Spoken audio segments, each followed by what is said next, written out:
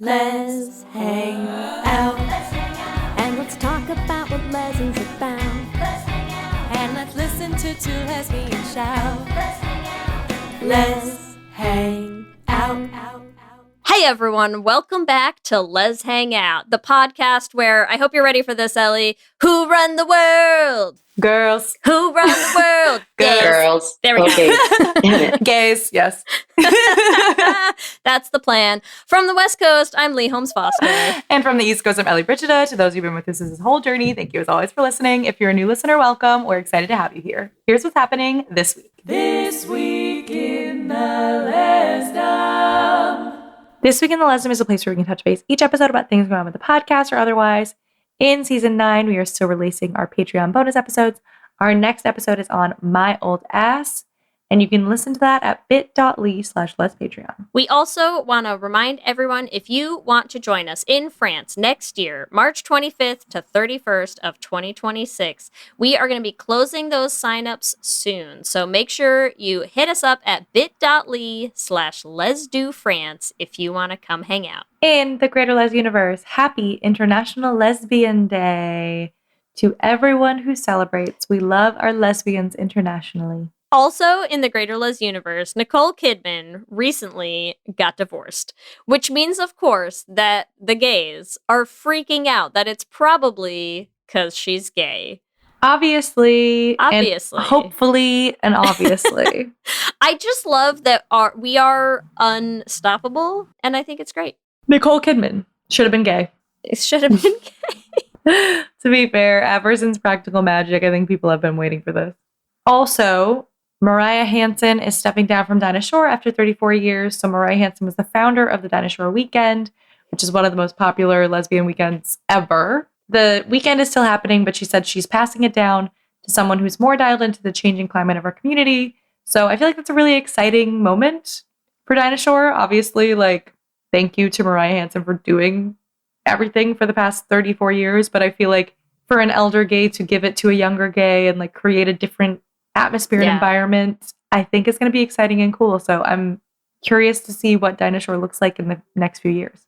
It's going to be exciting. Less exciting. Tell me about this Jurassic World what's happening? So in Jurassic World Camp Cretaceous, 2 of their female characters confessed their love for each other and kissed. And then everyone's freaking out online, right-wing conservatives, blah, blah, blah, right? It's also sort of coming at the same time as Elon Musk announcing on X that he canceled his Netflix subscription because there was right-wing backlash to Dead End Paranormal Park, which I thought was interesting because we had one of the creator of Dead End Paranormal Park. And also it came out so long ago. Yes. It was over 3 years ago. People are so, I get it. It takes us a minute to find a gay show, but these conservatives also are oh, fuck, a gay show's out. I got a boycott from 5 years ago. I mean, honestly, I hope that's bringing Paranormal Park back up in the Me too, because that show slaps. That show was so good. Mm-hmm. That show was great. If you haven't watched Paranormal Park, it's not too late. That's why I said, I was this is a good reminder. Actually, rewatch Dead End Paranormal Park because that show is good. That show is great. Mm-hmm. Love it. That's what's happening this week. Back to you, Ellie and Lee. Thanks, Ellie and Lee. We are so excited to bring you episode 4 of season 9, Plan of LPAC.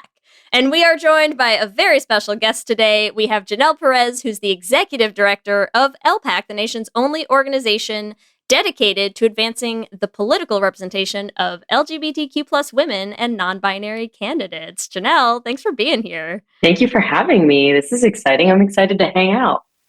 It's going to be so fun.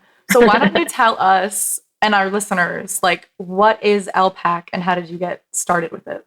It's called LPAC. It was founded in 2012 by a group of lesbian women that were sitting around and noticing that a lot of the financial contributions that they were making to political organizations, especially queer ones, were disproportionately going to cisgender white men and a lot less going to the queer women. And so they decided to start this PAC for them to make sure that there was at least some equity when it came to politics and where their money was going, and have a little bit more control of that.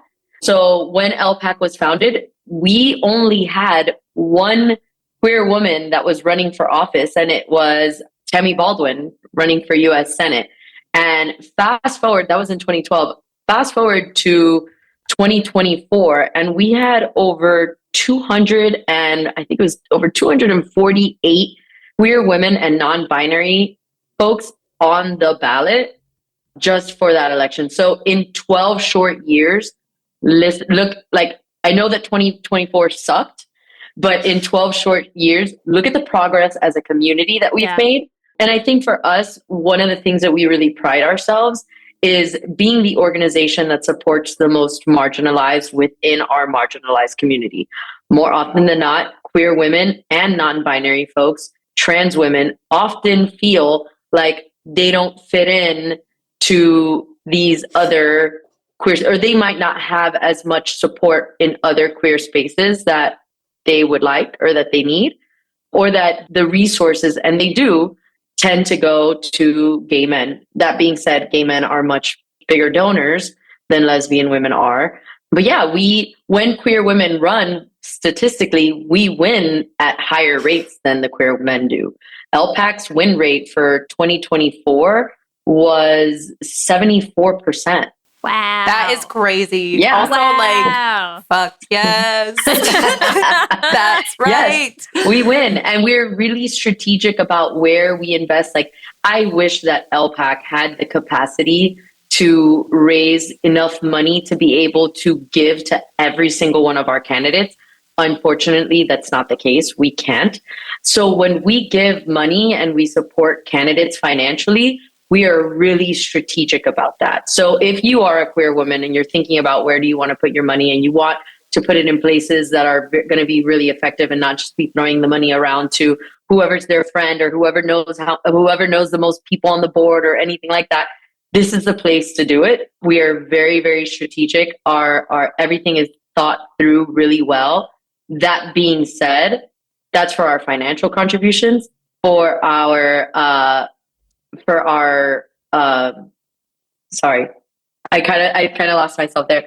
That was for our political contributions, but for our actual endorsements and to get our endorsements and get support, and that means like access to our board, access to myself and our team, like anything that you might need if you have any questions as you're running your campaign.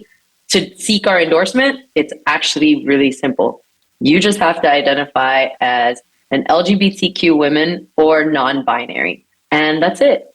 And we have a questionnaire. So simple. It's super easy. It's one of the shorter questions. I was a candidate in 2024. LPAC's endorsement questionnaire is probably one of the shortest questionnaires that you will have to complete. And it is, there are some ideological questions. So like, we are a nonpartisan organization. So technically a Republican can pop in there, but we do have ideological questions that usually, like, you have to have a track record or have to have a good position on reproductive rights, on access to healthcare for trans folks. Usually those questions, the real hard-hitting Republican points. Right? Yeah, exactly. Like, traditionally popular. Yes, I added when I became the executive director, I added gun violence and things like that, and gun reform. So those are all really important issues to the progressive movement, and I think for the most part, all of our candidates are Democrats. Can I tell you how often we have all dreamed of a job interview where the only question is like, you gay? Yes, well, nailed it. Yes, that's it. That is the main one. Since I practiced, I've trained for this. Yes. I find it really interesting that you're talking about that, because when I was like doing research for the episode, I was curious about that, because I feel like it's like obviously amazing, check, gay, right? It's so hard, I feel like we agree on some things, and like as a community we very much do not agree. So it is like so interesting of like, how do you decide what are the ideological things that you're putting in this? Like every candidate, when we ask these ideological questions, sometimes it's not a simple yes and no. So we do ask candidates to explain or to write it down, and not just say like, am I a gun sense candidate? Yes, no. It's not like that. Am I a gun sense candidate and why? And then we have them write it down.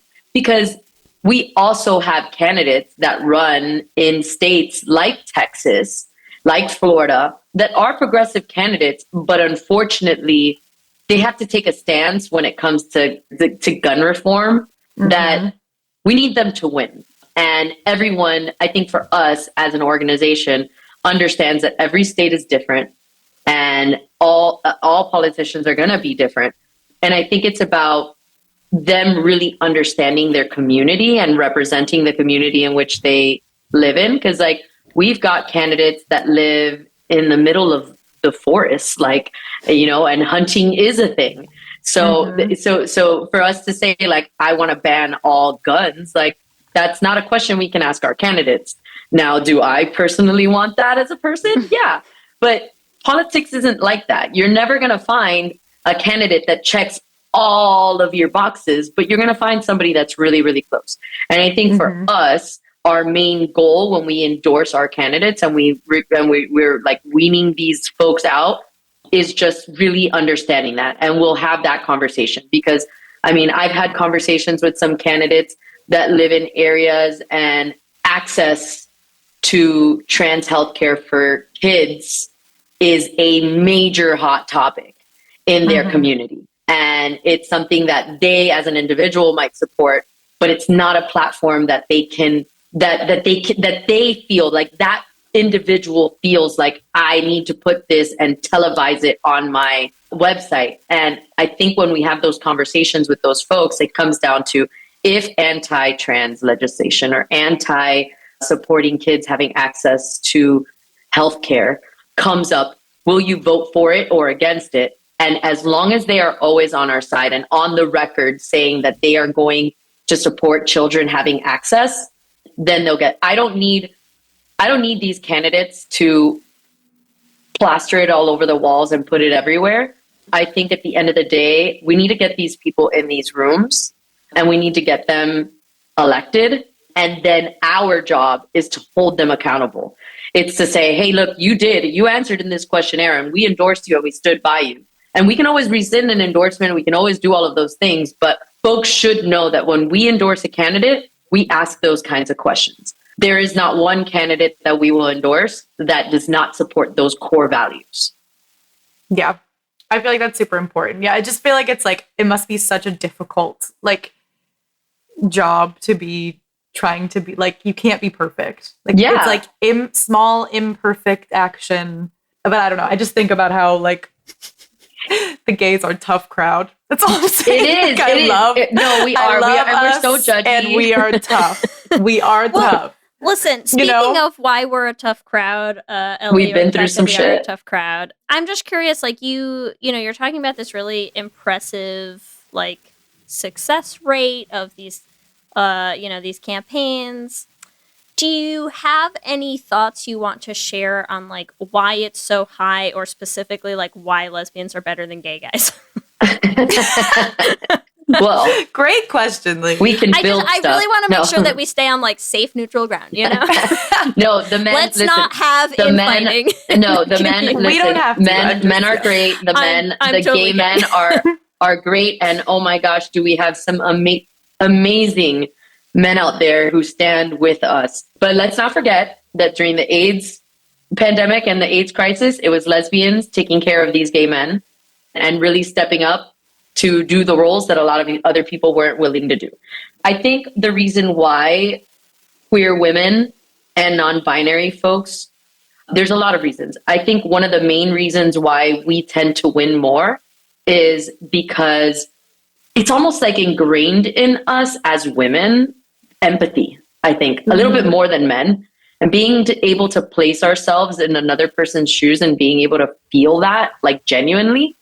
And I think queer women have a unique lens at, like, what the big picture is and how to be able to, like, represent, like, set aside pride and set aside egos and be able to truly represent their constituency. Because I'm not looking, when we're in an organization like this, or at least for us, I'm not looking for someone to come and represent the entire LGBTQ community, like New York LGBTQ community, San Francisco, like the two opposite ends. Like, we've got to understand that there are queer folks that live in the middle too, in the middle of America, and living in those states and in those places, they need to be represented a little bit differently. And I think queer women get that. I also think, I mean, it's not a thought, it's actually a fact now. We did some research. LPAC has a 501c3 called Project LPAC. And we did some research last year as to what motivates our candidates to run. And one of the things that we found as queer women choosing to run versus queer men is queer men tend to run for, or just men in general, tend to run for power. Whereas queer women tend to run for a very mission-driven goal. Like, there was a reason why they were running. I was just on a call with a representative from Delaware earlier this week, and they were telling me, they're a non-binary candidate, they were telling me that the reason why they started running was because their trans daughter, when they were a baby, was born a boy, and they did not want to give them access to health care. They fought the state. They did all of these things. And it ended up being that they were able to get gender reaffirming care covered by Medicaid in their state for their child. And that is how their political activism started.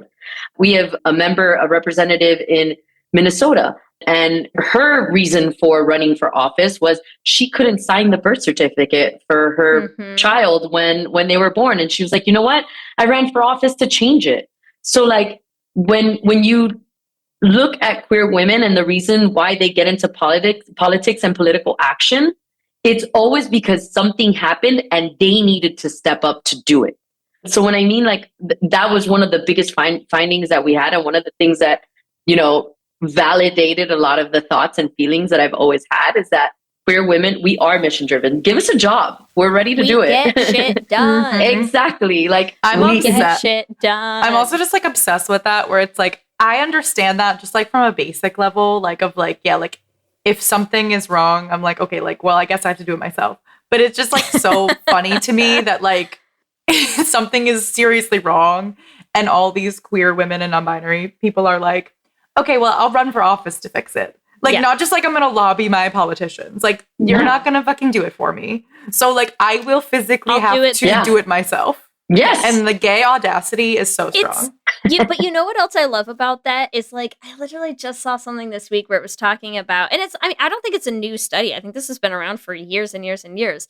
But they've done studies on, like, kids, like raising kids, right? Like, sort of quality of parenting, right? Mm-hmm. And it is, I think, pretty widely shown in all these studies that, like, gay men raise kids, like, the level of parenting is, like, just as good as straight parents, right? Yeah. Lesbians, it's better. Like, when you study we're so extra. parenting, Well, it's just funny. Like, what's the criteria? But it is funny. I think it's a lot of different things, but I think it's both in terms of, like, when you study the actual, like, level of parenting in terms of, like, involvement, in terms of, like, relationships, in terms of a lot of stuff, but then also in terms of outcomes. Yeah. Right? Yeah. Like, kids with two moms tend to have a leg up because that makes sense. they're the best at just getting shit done. And it's like, I mean, listen, we were talking before we started recording. So I'm already about not failing as a parent. how you're you doing also great. have kids. Like, so I'm just saying, like, I don't know if you've had this experience, but, like, our experience, my wife and I, every time we see, like, straight parents, many of whom are great and they're delightful people, and like, we have tons of friends, whatever.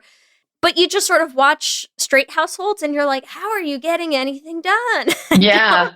because only one parent is carrying most of the physical and emotional labor. Is that what you're saying? I mean, just a hefty portion of it, you know? It's just not the same. It's not the same. I feel like I can see that. I feel in my family, so I'm the one that works in our household. My wife is the house CEO, and I don't ever want to switch jobs with her. I never want to do her job. But I can see that because both of us are moms, and we both step into that mom role for our kids. Yes. Not to say that because we're friends with a lot of same-sex gay men friends, and No, I don't believe in that.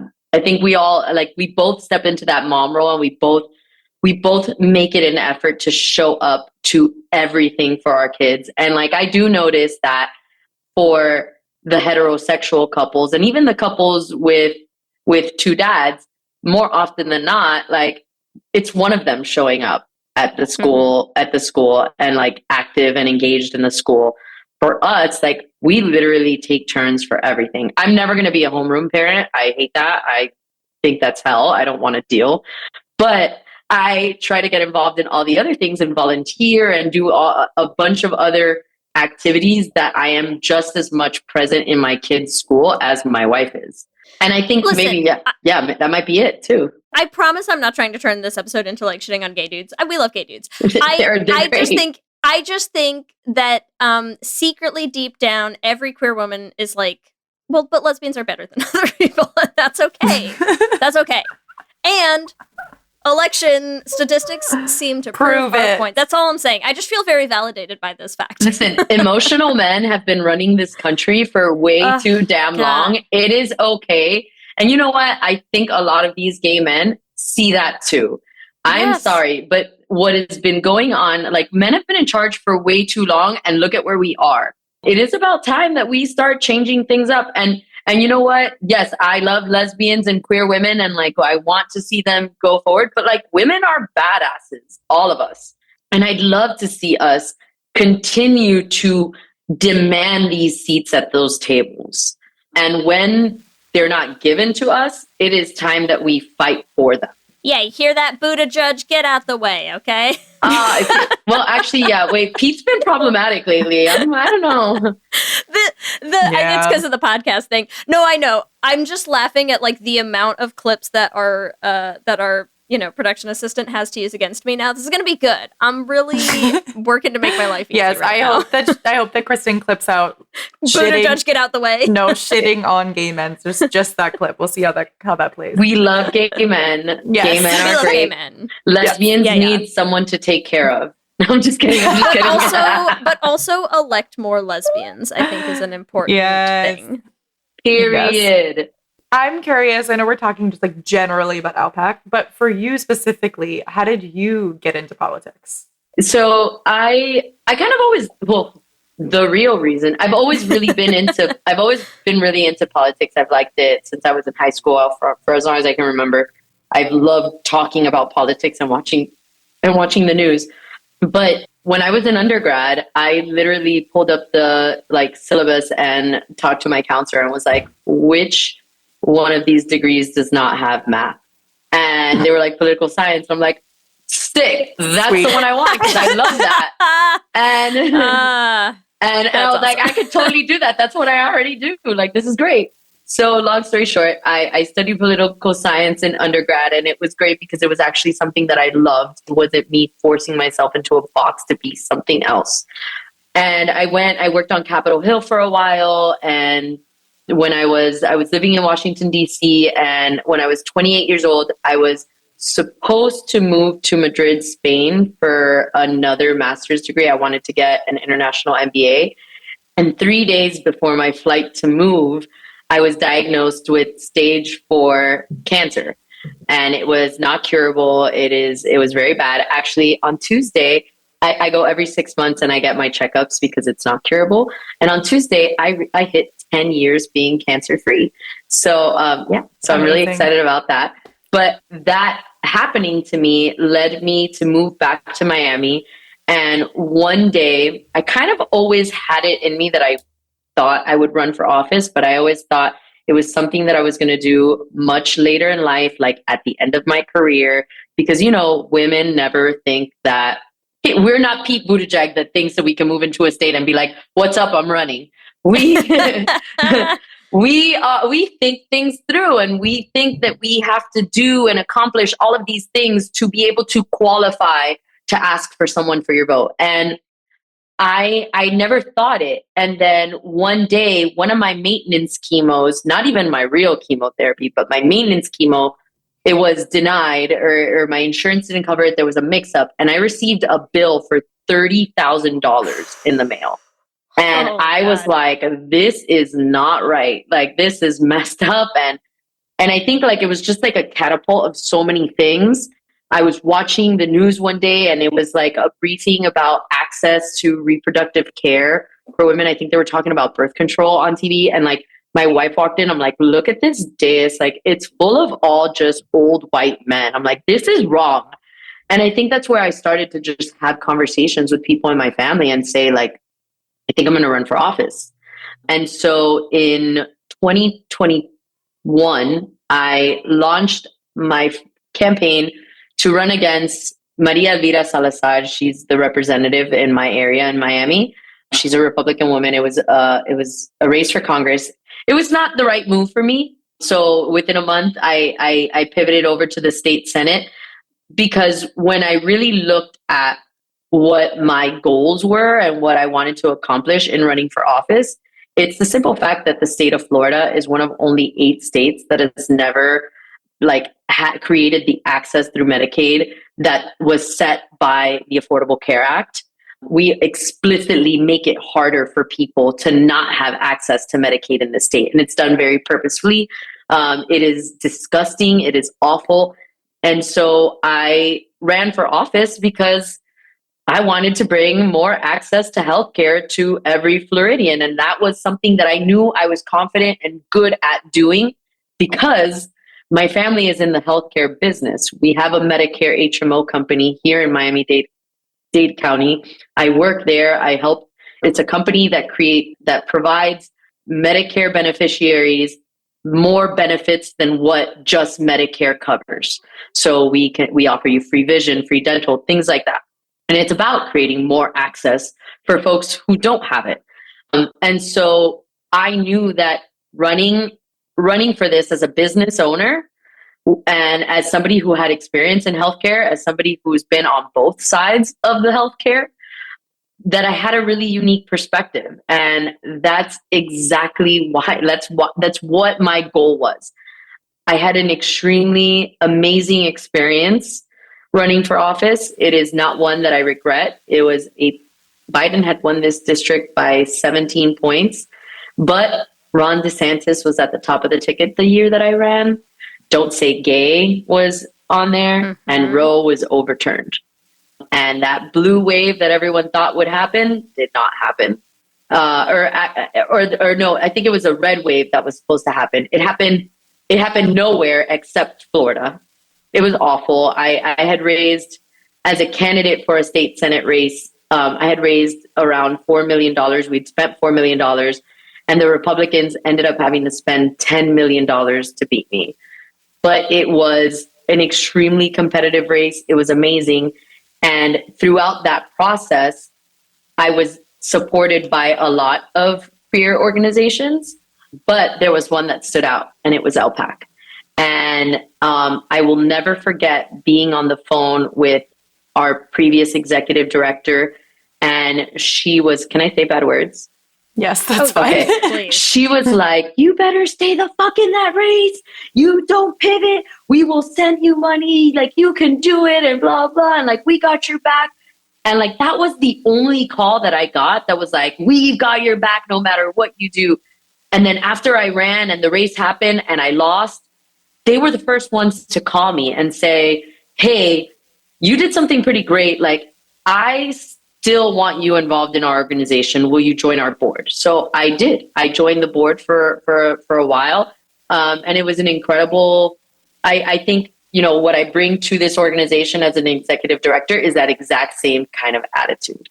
We just supported Deja Fox in Arizona, and we had that exact same, like, I don't give a shit what the establishment wants. Like, this is an incredible candidate that's going to move our movement forward. And she's going to be like exactly what we need in Congress and the voice that we need in Congress, especially from Arizona. And we had her back. And we continue to do that with a lot of our candidates. We are often the first organization to endorse because we don't play these politics. Like, we know what's right. We know what we stand for. And we have an incredible board that believes that and has our back when we do that as an organization.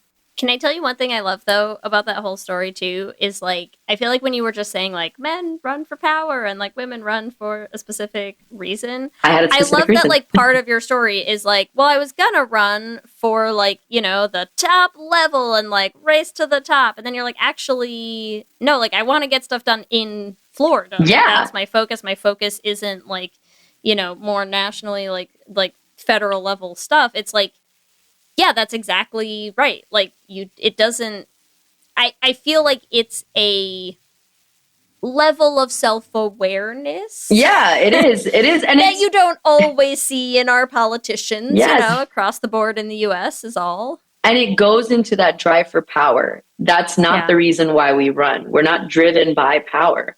And at the end of the day, the way that I saw it, and don't get me wrong, people in Miami-Dade County, I mean, there's a whole maybe 2 Cuban Americans that are Democrats in Miami-Dade County right now. And I've been asked to run for other things since then. But why am I going to run for the county? Like, I don't care about when the trash gets picked up or the potholes on the street. Like, I'm not going to do anything about that. Like, that's not my thing. Why am I going to run for U.S. Congress so I could be one of 435 and literally accomplish nothing? Like, Congress accomplishes nothing.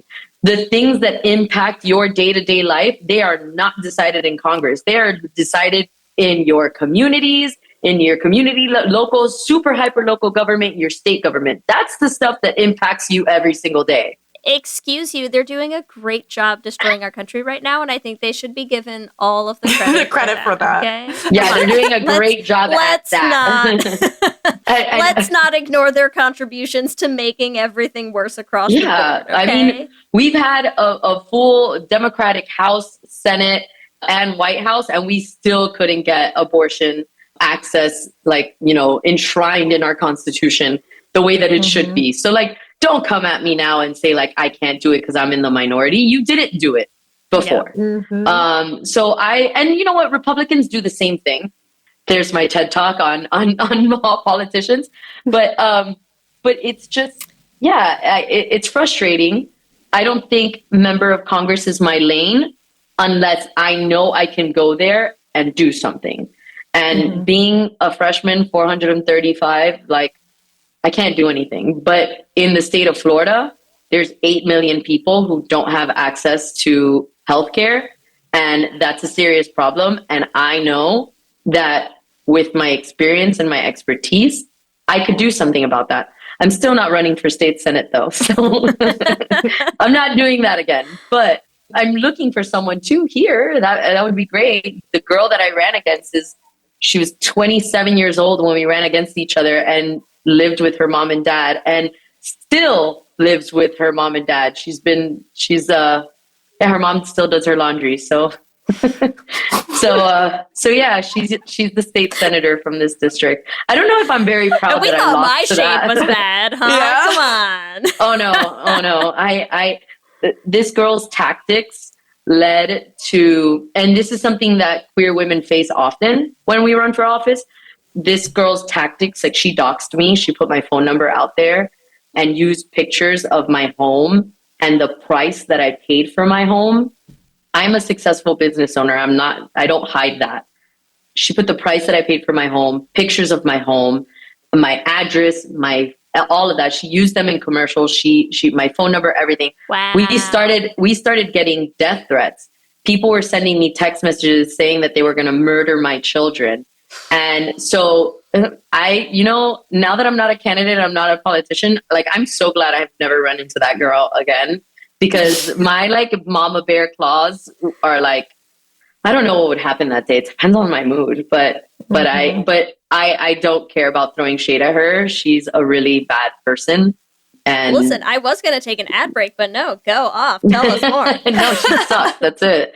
She sucks, and someone needs to beat her. And you guys can Google her.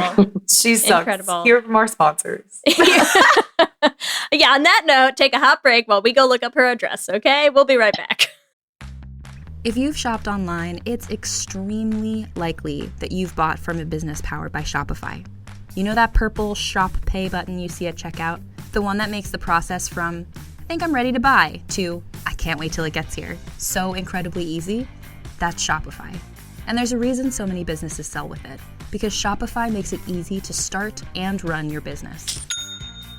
Shopify is the commerce platform behind 10% of all e-commerce in the US, from household names like Mattel and Gymshark to brands just getting started. It gives you a leg up from the very beginning, with hundreds of beautiful, ready-to-go templates to express your brand style, so you don't have to spend time coding a website. Shopify allows you to tackle all the important tasks in one place, from inventory to payments to analytics and more. Plus, they have built-in marketing and email tools to help find and keep new customers, so you can easily spread your brand's word. And did I mention that iconic purple Shop Pay button that's used by millions of businesses around the world? It's the reason why Shopify has the best converting checkout on the planet. Your customers already know it, love it, and actually use it. If you want to see less carts being abandoned, it's time for you to head over to Shopify. Sign up for your $1 per month trial and start selling today at shopify.com/realm. Go to shopify.com/realm. Shopify.com/realm.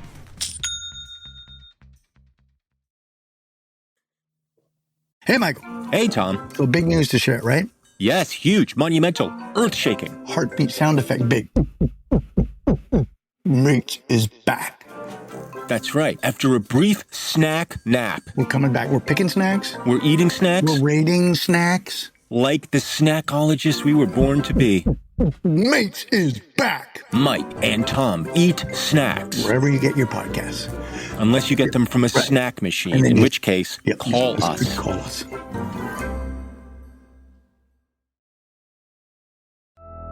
It's Halloween month.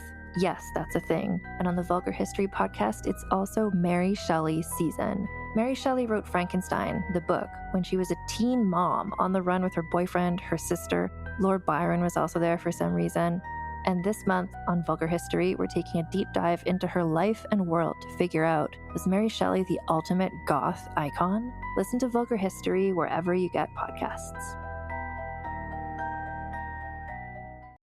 From the darkest corners of our imagination comes a game show that's more ridiculous than terrifying. Welcome to Tickled to Death. I'm your host, Roz Hernandez, and I'll be guiding guests through the creepy questions and chaotic games, all to win the ultimate title of Horror Movie Champion. Listen to Tickled to Death wherever you get your podcasts, and hit follow unless you want the show to follow you. Okay, Janelle, I want to hear a little bit about, because we heard a little bit of the kind of quick overview of the, cancer story, how that upended your life. I want to also hear a little bit about the coming out story, because we've heard that there's maybe a good story there as well that I want to hear. I should write a book. Have you? We I wouldn't be surprised. Yes. I wouldn't be surprised. I don't even know who would want to read that, but it's 3 chapters on how much that person sucks, and then the rest is and where to find her. Yeah. So, as I mentioned, when I was 28, I was diagnosed with stage 4. It was 2 types of cancer: large B-cell lymphoma and follicular lymphoma. But backtrack a little bit on I was diagnosed, or my primary care physician took me into the office on April 13th and let me know. It was April 13th, 2015. And she sat me down, and I had like a lump in my ear, and I don't know why I spiraled. I'm a girl. And I spiraled, and I thought it was all of these crazy things. It was just wild. I thought it was a bunch of things. And so she called me into her office, and she was like, my dad, she's like, you need to come in for your results. And my dad had called me that day. I had never come out to my parents. My parents didn't know, but the majority of my friends and social network, everyone else knew. The only ones that really didn't were my parents. And my dad's like, you know what, can I go with you to this doctor's appointment? And I'm like, yeah, okay, sure. And so my doctor's like, hey, I think for this next part, you're going to want to have your dad come in. And I'm like, okay. So I go and I get my dad, and she sits me down, and she's like, based on all these scans and what we found, like, I think you have lymphoma. And I'm just looking at her like, okay. And my dad just immediately starts crying. And I remember looking at him and saying, like, why are you crying? And then she's like, well, we need to, and I go, okay, well, what do we do now? Like, what, I'd never even heard about lymphoma. And I'm like, what do we do now? And she's like, well, we're going to run some tests on Friday. We need to take you in to do a biopsy and we'll know more then. And I go, okay, cool. Cause my flight is on Sunday. So do I need to postpone my flight? Like, what should I do? And she's like, yeah, I think you do. And then I think my other question was, well, if it's not lymphoma, then like, what is it? Because I'm like, I don't even know what lymphoma is. And she goes, well, then it's definitely another kind of cancer, but it's definitely cancer. And I think that's when it hit me. And I was like, oh, lymphoma is cancer? And they started doing my blood work. And I was 28 years old. You react in such different ways. The things I remember asking the phlebotomist as she was taking my blood, like, does that mean I'm going to lose my hair? Because I just got my hair color to the hair color that I wanted it. And like, it was like all these random, I was like, am I going to lose weight? You're processing. Like, am I going to lose weight? You know? Like, yeah, it was a lot. And so I remember as we left there, I remember telling my dad, like, we can't tell mom. And I was like, but let's go home and let's tell Jonathan. I was staying at my brother's house at the time. I was living at his house because I was going to move to Spain. And so we tell my brother, and we still didn't tell my parents about that. I still hadn't come out to them or anything like that. And when they do the biopsy, everything comes out pretty bad. They like instantly knew that it was bad. I go and I see an oncologist, and the oncologist is like, based on this biopsy, based on all of this, you definitely have lymphoma. I need to run even more tests to find out what it is. And it was after that appointment that I was like, okay, well, an oncologist tells me it's cancer. And so we go home, and on the way home from the hospital, I went with just my mom and dad. I texted my brother and my uncle, my dad's brother, and I texted them and I was like, hey, I think I'm going to tell them today. Can you guys meet at Jonathan's house? I'm going to tell them right now. And so we got to my brother's house. My uncle and my brother were there, and I sit my parents down, and I'm like, mom, dad, I know that in the past they had questioned it, and my parents were the type of parents that or the type of people that if they saw a gay couple at a restaurant, they would ask to move. They were really conservative and Republican. It was a lot. And they had found out once before and did not take it well. So I went back into the closet. Wait, when you say they found out once before, what do you mean? I had an evil friend in high school that called my mom on her birthday and was like, I'm so sorry that we've always lied to you, but Janelle's gay. And so on her birthday? Yeah. Where's that girl's address too? Let's find her. we got some things to rectify. I'll tell you what. I went to an all-girls Catholic school, so there's some trauma.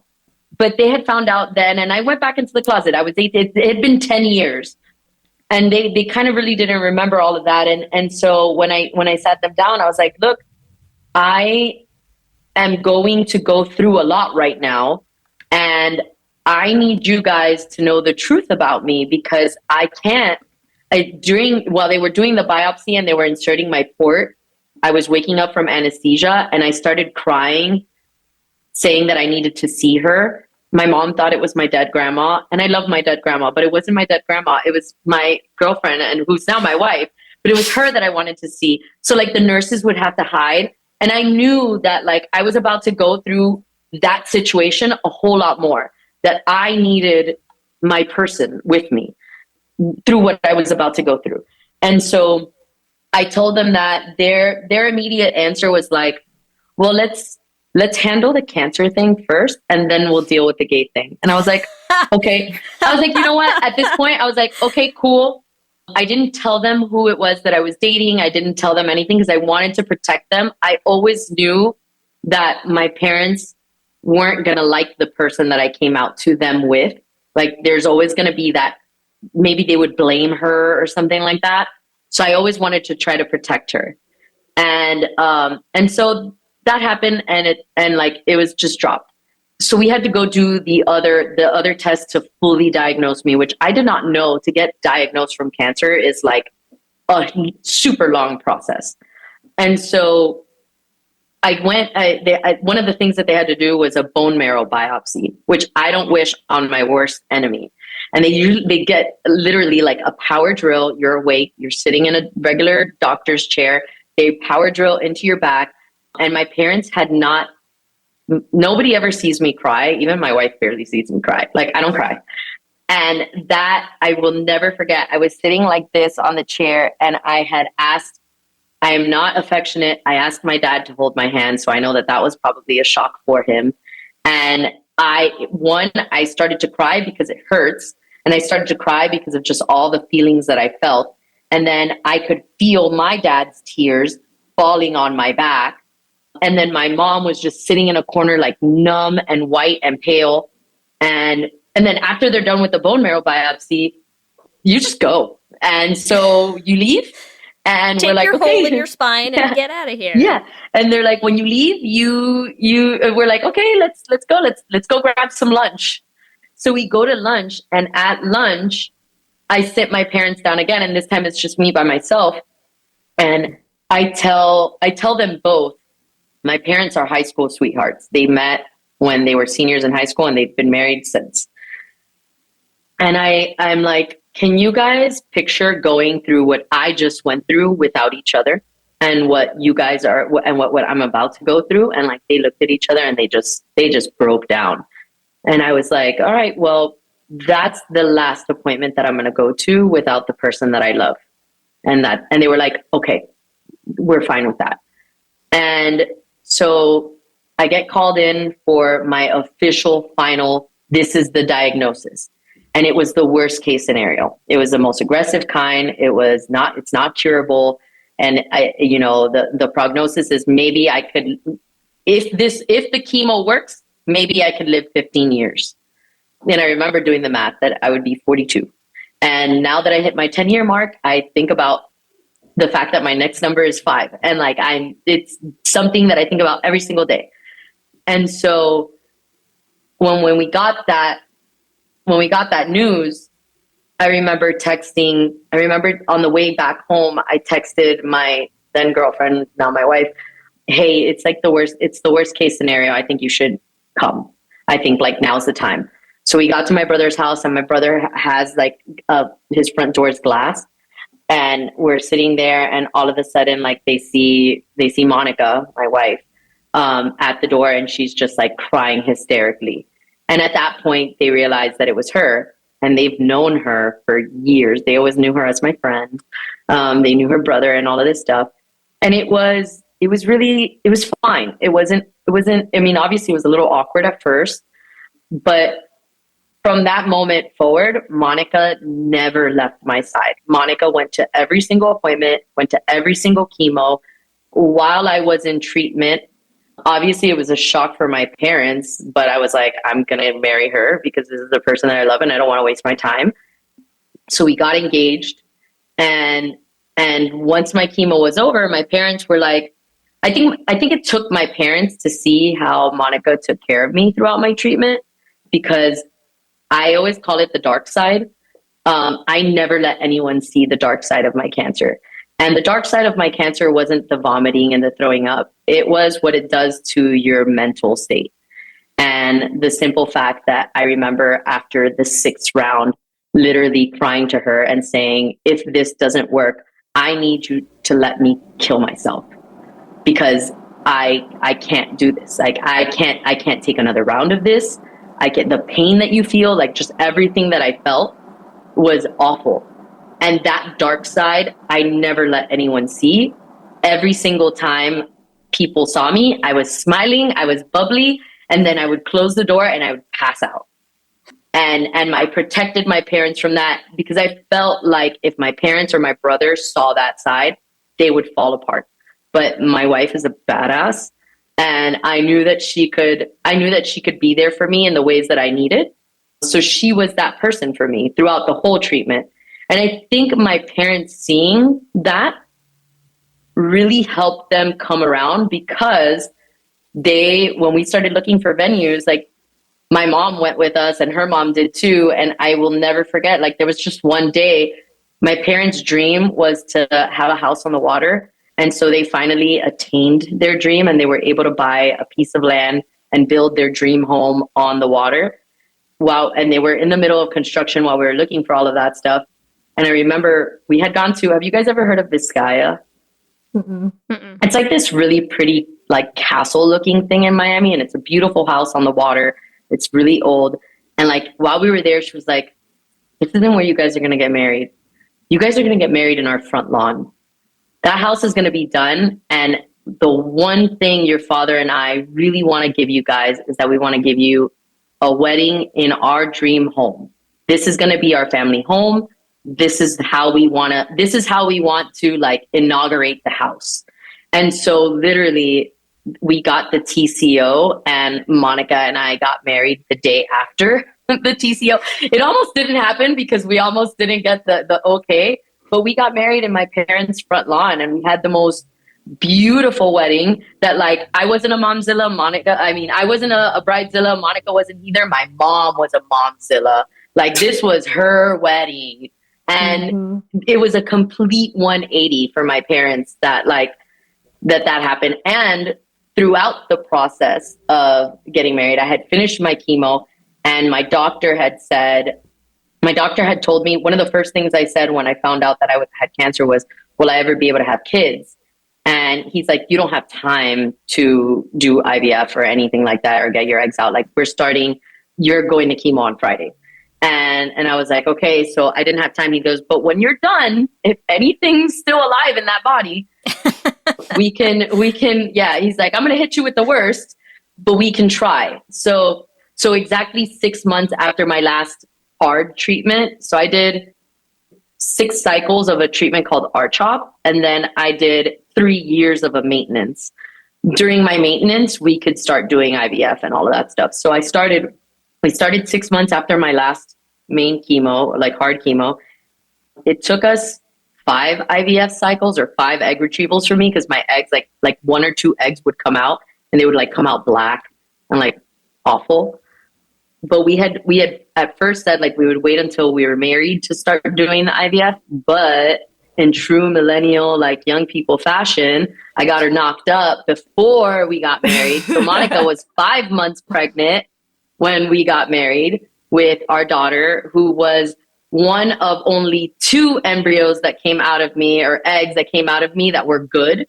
And that's our 7-year-old daughter.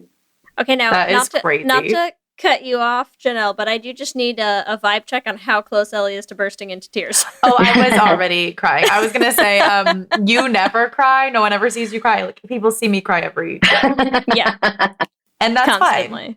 I'm happy with that. But I'm like, this, just start to finish that story. I'm like, wow, I'm impressed. Ellie has not like broken out a box of tissues. The tears started coming to my eyes with your mom saying you're going to get married in the front yard. That was like... I knew it too. I'm glancing up on the screen being like, it's okay. I'm wearing these glasses so you can't see. That's my secret. But yeah, so yeah, it's very beautiful. It was. I love our story, and I wouldn't change it for the world. And I always get really. Sometimes, I mean, obviously, cancer sucks, but cancer was probably the best thing that ever happened to me because it brought my family together. My parents got to meet me and know the real me, and now I have 2 amazing children that have 2 amazing 3 amazing, because my wife's mom is also incredible. But like they have amazing grandparents that are super involved in their life, and we have a really close knit family. So I know that at the top of this, I talked about how much I hate living in Miami because like it's hot and very Republican now. But my next door neighbor is my brother, and 5 houses down, my parents sold the house on the water because hurricanes. And they ended up buying a lot 5 houses down on the other side. So like we're all on the same street. We all live really, really close. We're 15 minutes away from my wife's family, and we see each other. I mean, my mom, while we were on this and I was saying my story, my mom literally texted me with, "Hey, what's up with you today? I haven't heard from you." Mind you, she texted me like 3 times and I've been like, "Hey, how's the weather?" Because they're in Colorado. And I guess she forgot that I said that. Yeah, she heard from you only 3 times on and off. Yeah, exactly. Only 3 times today. That's so funny. I understand that vibe. My family is also super close. Like I grew up in the same same house my mom grew up in. My grandparents lived upstairs. Like, so I feel like there is a cool. very like, it's That's super, really cool. It's very nice. That's really, really nice. So I we don't have that. It's such a like mover city that we don't have. You don't hear a lot of stories like that.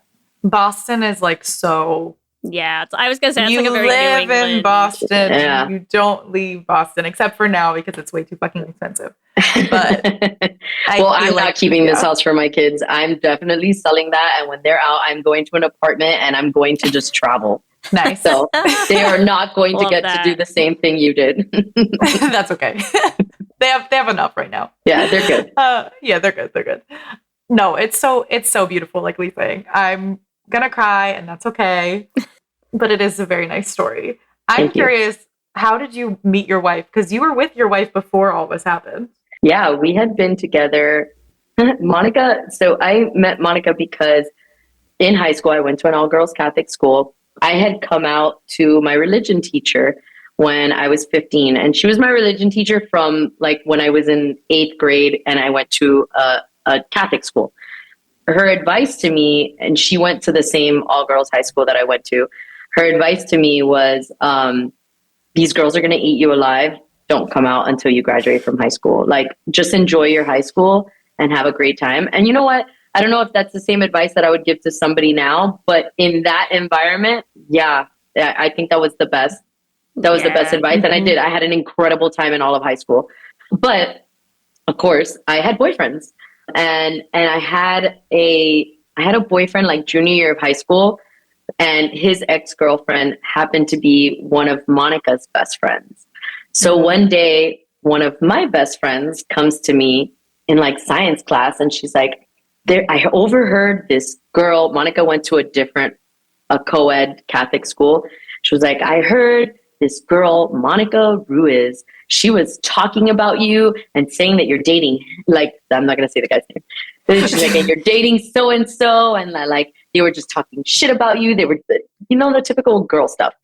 And she's such a, what is the mean girl thing? She's such a slut or something. I don't know. Yes. But something like that. Yeah.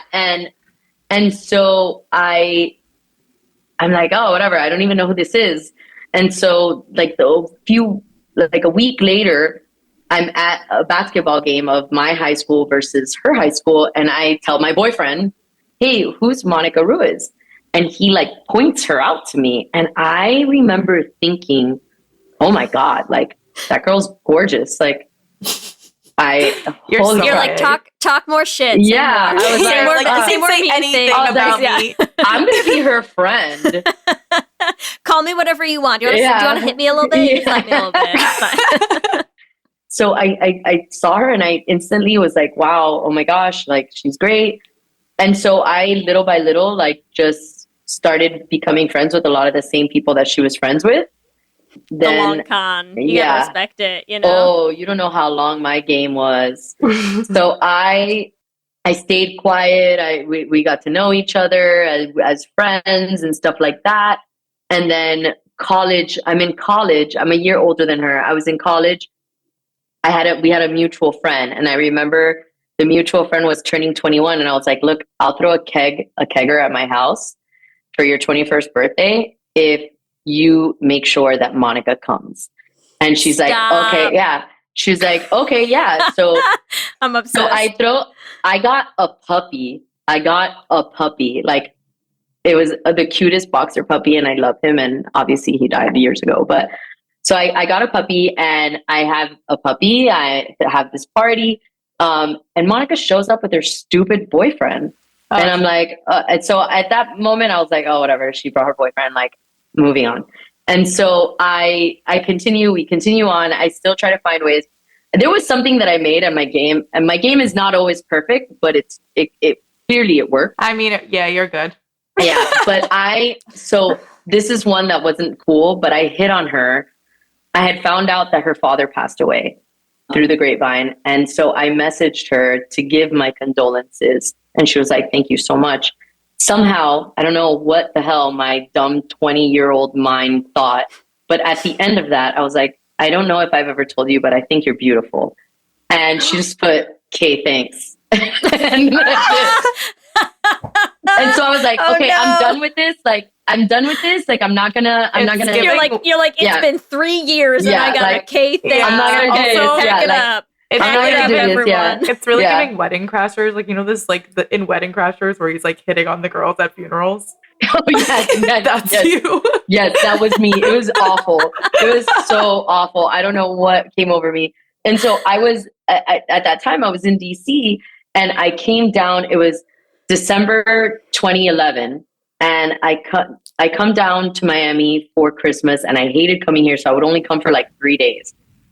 Just for Christmas, I'd leave the next day, and I went to a party for one of my dad's friends, and there was a lesbian bar around the corner, and I'm like, everyone knows me, I'm gonna go.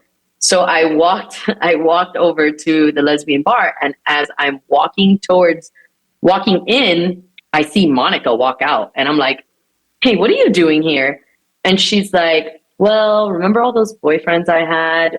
I wasn't really ever into them. I'm dating girls now." And I was like, "You're lesbian now?" And she was like, "Yeah." And here's my game. And I started calling her a different name.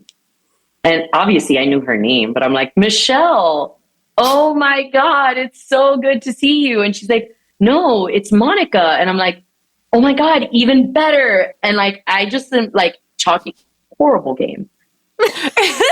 And I'm just, from that moment on, that was December 2011, from that moment on, like, we were inseparable. I was living in DC, she was living here. So we weren't really not that we weren't taking our relationship seriously, but we both knew that what we had was something really intense and very real. And I think at that point, I was 24 and she was 23. She had just lost her dad. Like, she was going through things. I was going through things. I was enjoying my time in DC. She was enjoying her time here. We always connected. When I was in town, we connected. When I was not, we would talk on the phone nonstop. Everything was great. And then we always said to each other, I remember she would date other people and people would call me and they'd be like, "Oh my God, I saw Monica with this other person and so and so." And I would just tell them, like, it doesn't matter. I'm going to marry her one day. Like, let her go. Let her go have fun. Let her do her thing, because when we're ready, we're going to be ready. And it was in December of 2014. I don't know. I don't know what happened, but like, we just reconnected again, and that was it. And then we got married in 2017. and we both knew when we spoke in 2014 that we got there. It was kind of like, "Hey, did you get it all out of your system?" Yeah. Like, we were both like, "Yeah, we did. Like, we're good. We're done. Like, we're going to take this serious now." And that's it. It's neither of us have ever looked back. And she is the love of there's never been a doubt that she's the love of my life. And I'm always right. I knew I was going to marry her, and she knew she was going to marry me. Okay, Ellie, I have the pitch for our next musical.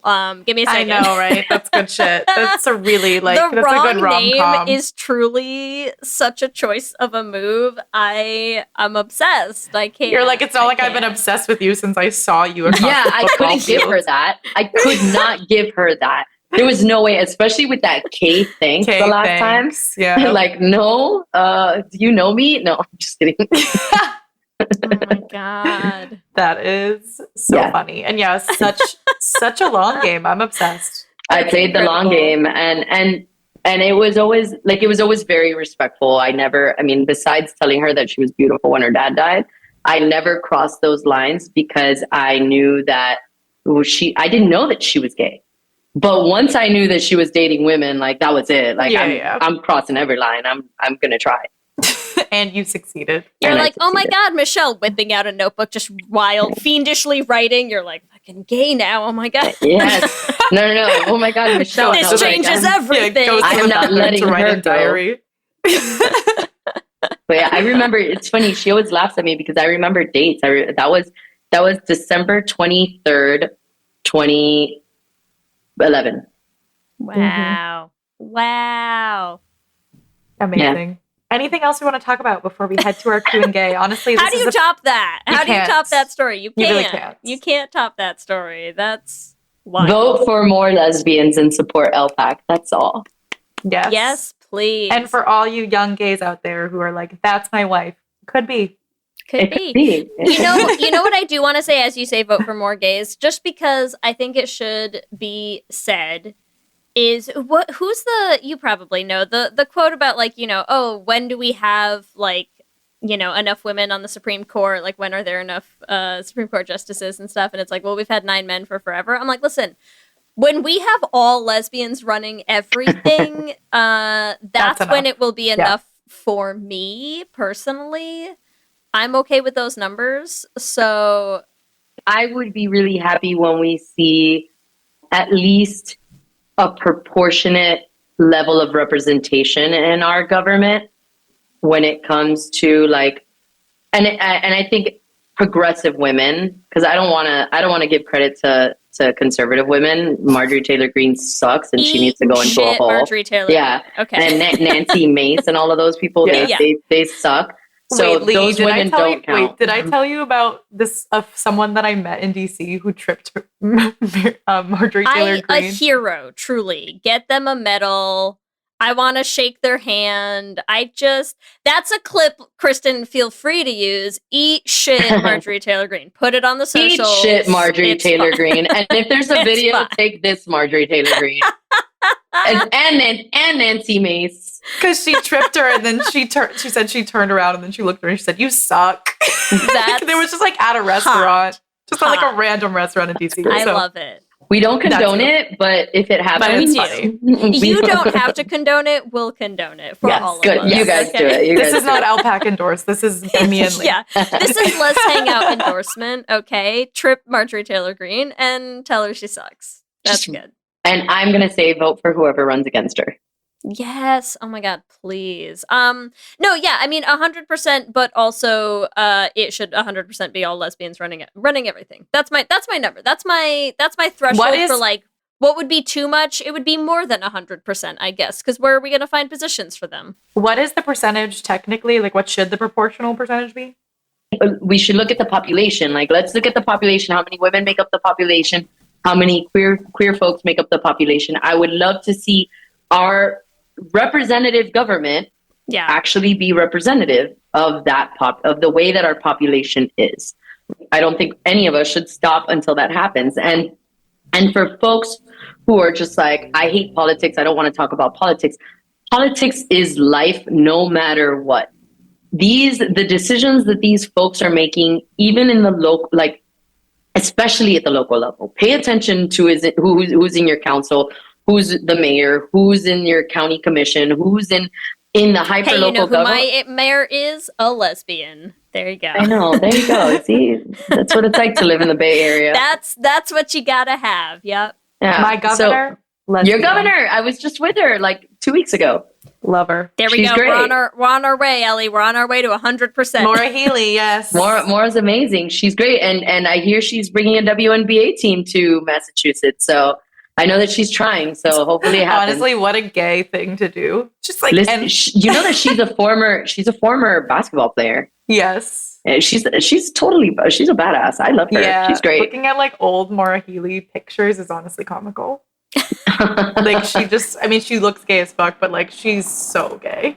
Well, if someone can win a state, I mean, you've got Massachusetts is the place. I love Massachusetts. And if I didn't, everyone always asks me, if you didn't live in Florida, where would you move? It's Massachusetts. I'm sorry. I don't think I could ever live in California, but Massachusetts is the place. That's fine. I don't know about the cold. Like I lived in DC, but like you guys get real cold. Oh yeah. It's freezing. Yeah. Yeah. No. Not for me. Yes, I know. That's why I want a snowbird. It's never cold in the East Bay. What do you mean? Isn't there in the Bay Area? I was going to say in the Bay Area, doesn't Ernest Hemingway have the most famous quote on earth about how cold the summer in San Francisco is? Oh, yeah, but I don't live in San Francisco. I live in the East Bay. It's never cold or hot. It's just neither. It's a comfortable neither all year round, and it's delightful. Yeah, the city gets cold. Yeah. Wait, let me just show you this picture of Maura Healey. Hold on, it's starting. Picture. Oh my God. Like, That's a dyke. Look at that hair. That's a whole dyke. Was she in the closet back then? I don't know, but if she was, the closet was glass. Incredible. Yes, just more lesbians. We need more lesbians. queers. And if anyone is like needs some hope right now, this is an off year. It's 2025. It is not an election year. And we have 83. Tomorrow we'll have a few more, but we have 83 queer women and non-binary folks on the ballot this cycle in 2025.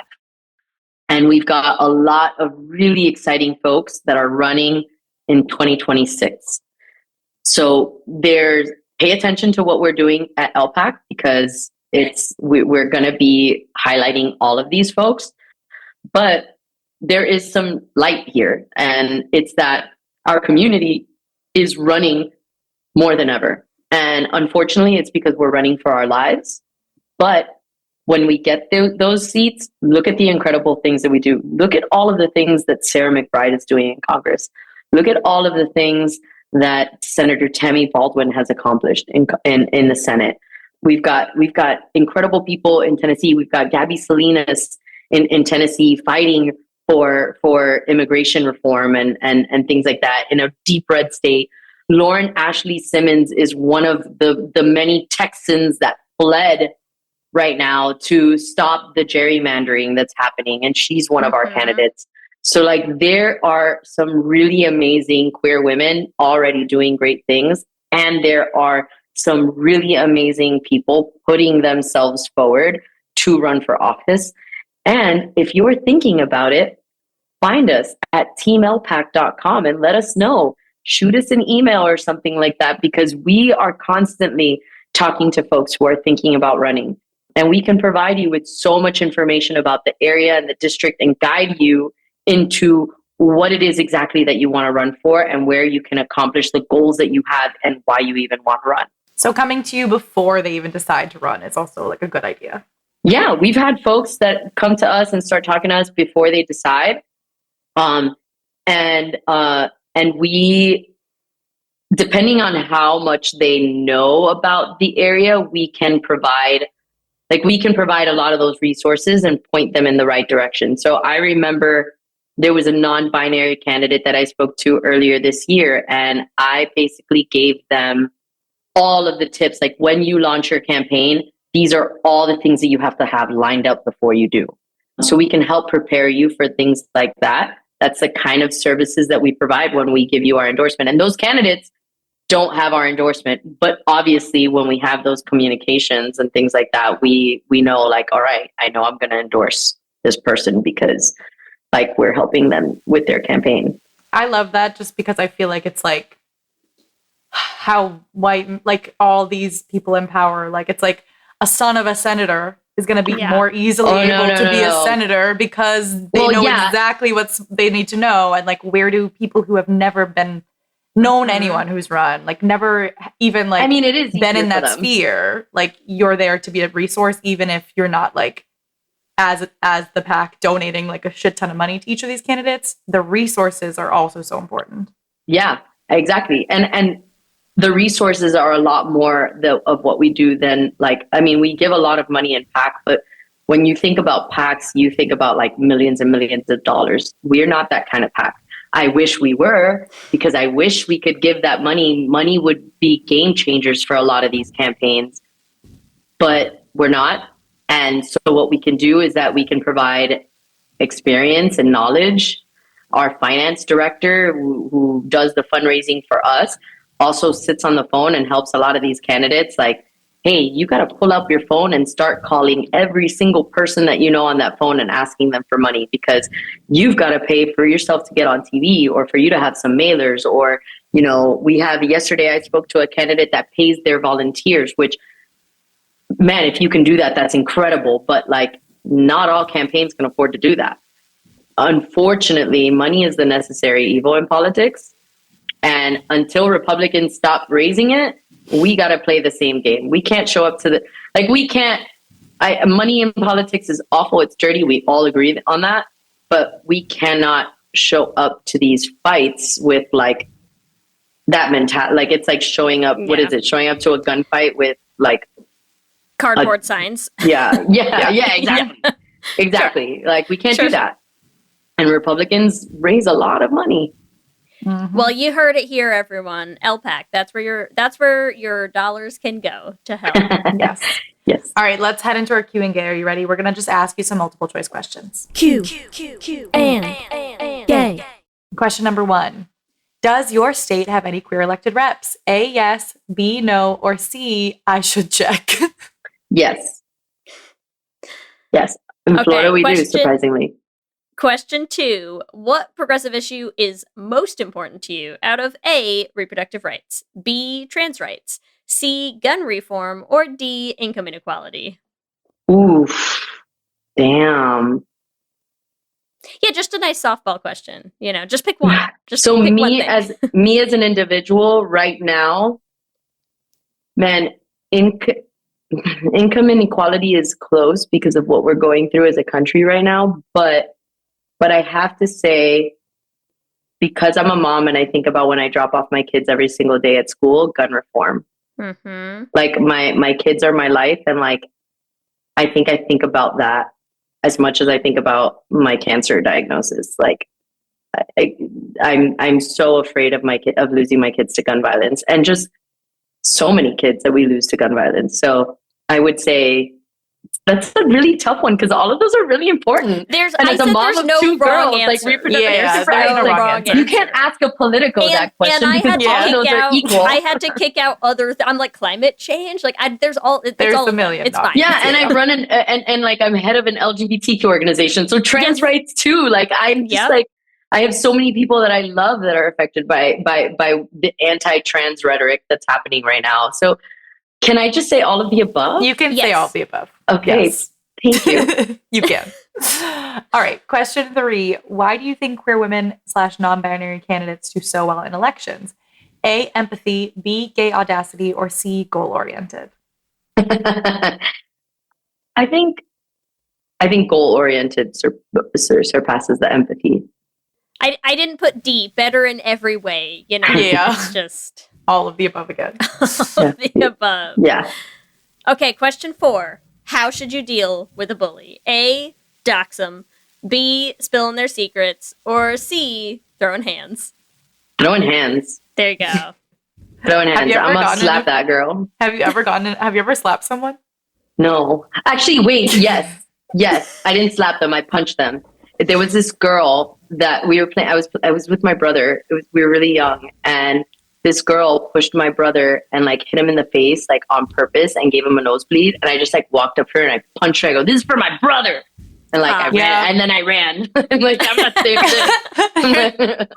That sounds right. It's actually funny. I'm like, I sort of did the same thing. I didn't punch someone, but it was the same thing. Someone was picking on my brother, and I shoved them like, and they fell into this like plant, and I was like, yes. Look at us lesbians protecting our cisgender male brothers. Yes. Yeah, right. We have to do everything. I mean, to be fair, now he's like 6'2", he's fine, but like he was not fine then.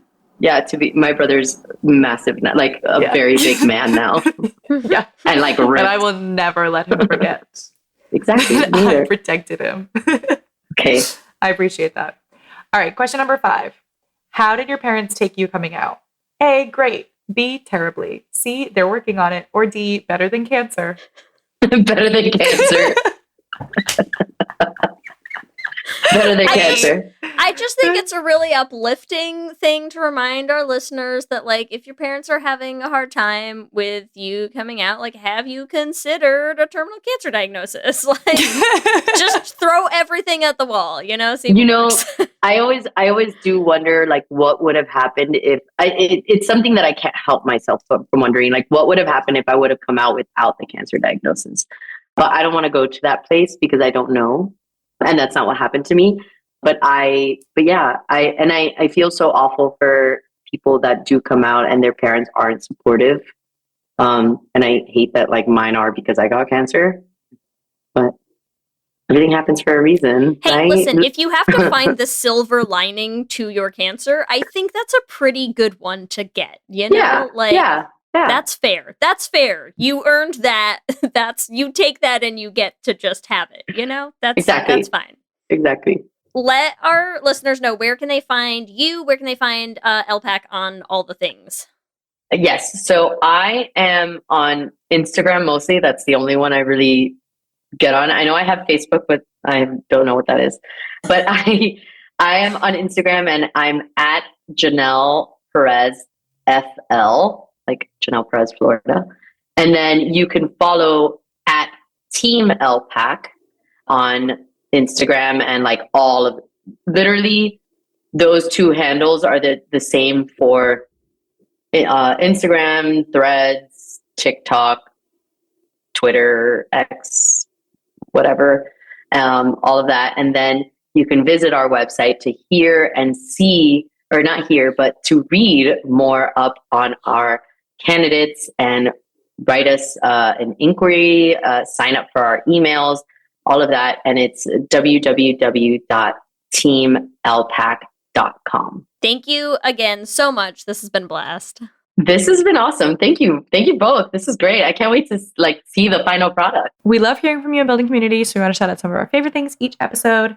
And this week, we would like to shout out Emma, who reached out to us on Instagram and said, I'm a mega fan of Friends, so love this week's podcast. I know it hasn't aged well, but I don't judge it. It was the time, as bad as it sounds. A few extra things, which I knew we were going to get some Friends fans who were like, you didn't hit all these points. But this is why we're going to say them now. That's why. Phoebe married a gay ice dancer. That's so true. Monica and Rachel made out to get their apartment back from the boys. And Ross's leather pants, which I do remember that episode. Yeah, I think I'm scarred from the leather pants, though, so I don't want to talk about it. You know, I mean, I think we purposefully did not discuss the leather pants, but also gay. Watching Ross baby powder up his pasty man legs to make a sweaty paste to try to squeeze himself back into those leather pants is not a thing we needed to talk about on our gay podcast. Or get back into our brains. She also said that the lesbian wedding on Friends was the first time that she even knew being a lesbian was a thing, so she'll always be thankful to that. And I think that it is important, right? I'm like, amazing. we can criticize or like say it is what it is, but like obviously it was still important for young gays to see themselves represented. Love that. And she said Susan is the best character, a lesbian who hates Ross, as we all are. Yes. I do feel represented. In Susan, yes. As always, want to thank our Lesbian Jesus patrons, Mark Foster, Lizette Stye, Katie Benitez, Sophia Phillips, and Armeni Gucci. And our King Princess patrons, Amy and Ellen. And Andrea Doucette, thank you all so much. We could not continue to make the show without you. Remember, you can also find us on all social medias. We're on Instagram, Facebook, Blue Sky, and TikTok at Lez Hang Out Pod. You can email us at lezhangoutpod@gmail.com. You can check out our website at leshangoutpod.com. Whatever app you use for podcasts, make sure you subscribe so you'll be the first to know when new episodes drop. We also have videos going up on our YouTube channel. You can catch those at youtube.com/LezHangoutPod. Lez Hang Out is an independently produced show hosted by us with audio production by me. Our production assistant is Kristen Murison, and other podcasting shenanigans by Lee Holmes Foster. If you want to help support the podcast, one thing you can do is leave us a rating and a review on whatever app you use to listen to podcasts. It helps new people find the show. Or you can join our Patreon at bit.ly/LezPatreon. Patreon is our #1 source of income to pay our very small independent team, so it makes a big difference to us, even if you can join at one of the smaller levels. In return, you get bonus episodes and our Patreon-only Discord chat. If you want to get some Lez Hang Out merch, you can check out all of our designs there up on our website, and you can find it at bit.ly/LezMerch. And remember, we have a queer production company making queer podcast musicals with guaranteed happy endings. You can find everywhere at @DollarBeanProd. You can also check out our website, dollarbeanproductions.com. You can listen to all episodes of our first show, The Flame, on any podcasting app, and our second show, Journey to the Heart, also on any podcasting app. And if you want to help support us in making more musicals, you can join our Patreon at bit.ly/dollarbeanpatreon. If you want to find us individually, you can find me at Ellie Brigida on Instagram and TikTok. And you can find me on Instagram, Blue Sky, and TikTok at LSH Foster. With that, I'm Ellie. And I'm Lee. And let's hang out again soon. Let's hang out. Hi there, Fred Greenhalgh here, director of audio dramas like DC High Volume Batman and Star Trek Con. However, my one true love remains all things spooky, and I'm excited to say there's a new season of my horror podcast, Undertow. This season is called Familiar Haunts, standalone horror tales that reveal how the past is never truly gone and humanity may be the most ruthless monster of them all. Here's a sample from the first episode about a man who returns to the house he grew up in after receiving a creepy voicemail from his mother. Let's hear it, shall we? Mike, help me. I'm not alone in here. I'm not alone. She's walking. She's walking toward me. Hear the rest by listening to Familiar Haunts, available on Undertow. Subscribe to Undertow wherever you get your podcasts, such as the app you're listening to me right now. In addition to the weekly releases of Familiar Haunts, we have 11 previous seasons with everything from werewolf tales to underwater monsters and creepy reincarnated twins. So get your spooky fix by subscribing to Undertow.